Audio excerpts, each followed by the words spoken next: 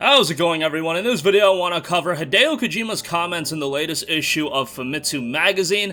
A lot of talk based on the PlayStation database, adding a lot of games and release dates alongside those games. Always take that with a grain of salt, but some interesting dates attached to it, and I think some people are going to find that rather interesting. Want to give you guys an update on Tecmo Koei's Attack on Titan. Its franchise is selling pretty well. We'll go over those numbers, and Fall Guys Ultimate Knockout might be getting a PlayStation 5 version. We'll talk that at the end of this video. But again, Hideo Kojima spoke to Famitsu magazine, and we got a little bit of information regarding that. I want to give a credit to mpfirst.com. I'll leave a link to them in the description box below. Noting, searching for a new generation of development systems, regaining the flexible and communicative, speedy production rhythm before Corona as a studio, a big title and a new challenging title. Furthermore, we would like to make a year in which we will take a step forward in media and expressions that are different from games toward the near future, with the boundaries of entertainment will disappear, and also in 2022, the year when the entertainment industry will surely change with streaming. The change in the form provided will have great impact on the work itself and the business method. It will be a year when those changes can be clearly seen. I do expect a lot of things to change with streaming being as big as it is. So many media rights deals are getting absolutely enormous. So many subscription services. We know that Sony's going to move in that direction as well. Hideo Kojima looking to work on 2 different game projects, and one of them is said to be a big title. We'll see how that turns out. You know, Kojima, I feel like, is a little bit of a acquired taste to some people. Like, some people do not like his games at all. Death Stranding was a little bit more of one of those games where it was really a mixed bag. I think with the Metal Gear titles, everybody really enjoyed it, but Death Stranding was a game that I really enjoyed. I thought we need games like those that do try different things and try to move gaming as a, you know, medium forward, and I thought Death Stranding did do that. If you didn't like the game for specific reasons, I can understand why. I still rather enjoyed it, and that was his first big solo project. Like, he had backing from Sony and whatnot, but it wasn't from the standpoint of the game was still released on PC, and the PC version was published by Deep Silver, so it was a little bit different than him working with Konami and whatnot, but we'll see how his future titles turn out. At the very least, they are going to be games with quite a bit of buzz surrounding them, and as we hear more, I will let you guys know. Alright, moving on from that, a lot of information coming out of the PlayStation database that people are talking about regarding release dates, specifically the 2 big ones that were noted. According to PlayStation database, God of War Ragnarok is set for a September 30th, 2022 release date. Now, that is a placeholder release date. However, that window of time makes all the sense in the world, because we already know that come February, we're going to have the major PlayStation exclusive of the year in Horizon Forbidden West. You could throw Gran Turismo 7 on there, but Horizon Forbidden West, in terms of what Sony generally goes for, that, you know, AAA, single-player, story-driven, narrative-driven experience, that's what Horizon is going for, with a lot of content. And then I wouldn't expect another major exclusive, again, GT7 aside, until the fall period. So that would be a God of War Ragnarok. In terms of a first-party PlayStation exclusive, I could foresee us getting, like, you know, expansions, re-releases, things of that nature. But in terms of big-budget releases, I really think it's going to be Horizon in the early portion of the year, and then God of War Ragnarok at the latter portion of the year. Fingers crossed, because God of War Ragnarok is one of those games that, you know, this is going to be the game that concludes that Norse part of the God of War story, because they don't want to do a 3rd game in this area. I could easily see them being like, hey, the game isn't up to where we want to see it be. Let's delay it another 6 months, early 2023. I could easily see that, so take that as a placeholder release date. I know a lot of people are pushing the cart before the horse, but, you know, a fall 2022 release window is what I expect out of it. Sonic Frontiers, on the other hand, according to the PlayStation database, is scheduled for November 15th. I should also note, God of War Ragnarok, the September 30th is a Friday, which generally speaking is when Sony drops their exclusives, and then Sonic Frontiers is noted for November 15th. That is a Tuesday, and that is when a lot of other games do drop. Tuesdays and Fridays typically are the days where games drop. Sonic Frontier, I think, looks awesome, man. And not gonna lie, I recently watched the Sonic the Hedgehog the movie. I randomly, when I went to watch Spider-Man No Way Home, they were playing a bunch of trailers before the movie, and I saw this as the trailer to the Sonic sequel, and I was like, you know what, that looks kind of cool. So I watched the Sonic movie on Hulu, and I enjoyed the Sonic movie, man.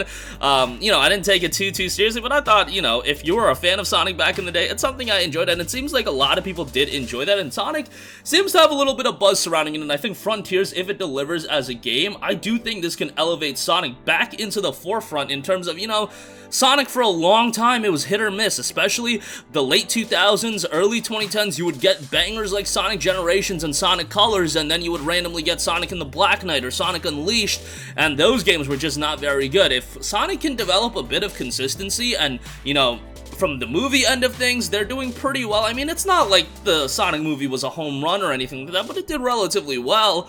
And if you can deliver good games like the Sonic Generations, like the Sonic Colors re-release, I thought was a fine re-release. Sonic Frontiers looking really good. Could be something that a lot of people get into. I know people are kind of calling it Sonic Breath of the Wild, but is that necessarily a bad thing? I don't think so at all. So hoping for the best out of that one, and hopefully we do see a release on that in 2022. But another game easily could see that being delayed because this does look like a bigger budget Sonic game, and I'm sure Sega's gonna want to do it justice. Alright, also, this one's looking to be confirmed.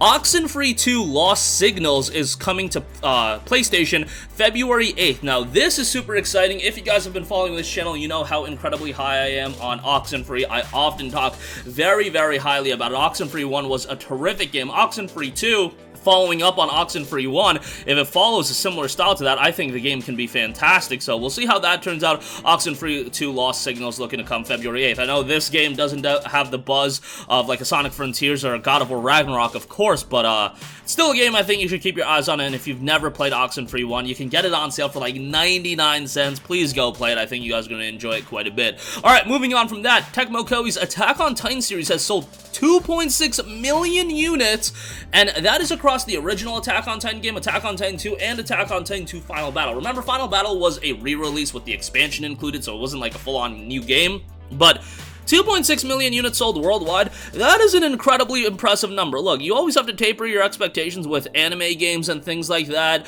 and I know there are some that do really well, especially the high-quality ones, like the Naruto Storm franchise has done very well for itself. Some of the DBZ games have done very well for themselves, and Attack on Titan, while it is a relatively popular anime, a very popular anime, I know the final season's about to come out and people are super excited for that, you know, ending withstanding, no spoilers here, but hopefully they do it justice with the final season.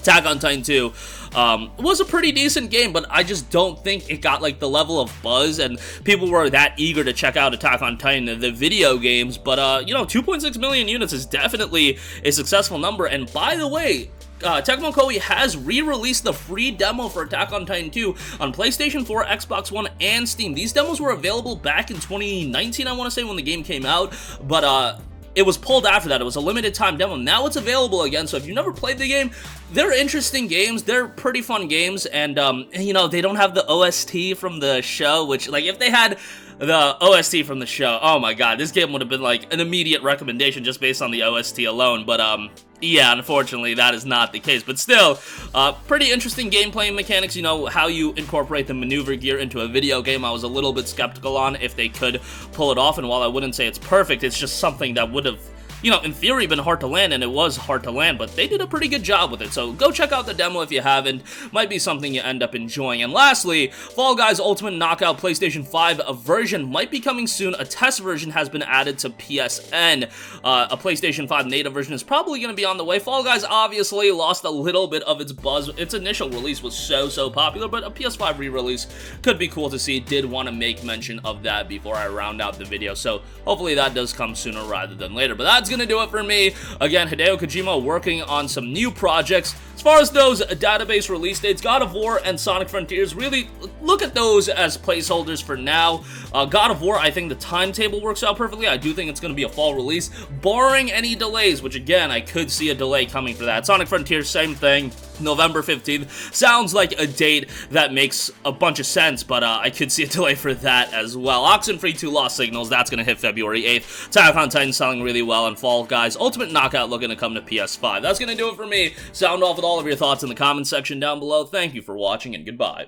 Hey guys, we hope you enjoyed the video, and if you did, make sure to hit the subscribe button, and if you're already subscribed, do us a favor and hit the bell icon. This way you'll be notified whenever we post a new video. That's the best way to keep up with all of our uploads, and we usually try to upload 2 videos a day. And with the bell icon hit, you'll be notified whenever we do upload a video. As always, thanks for watching.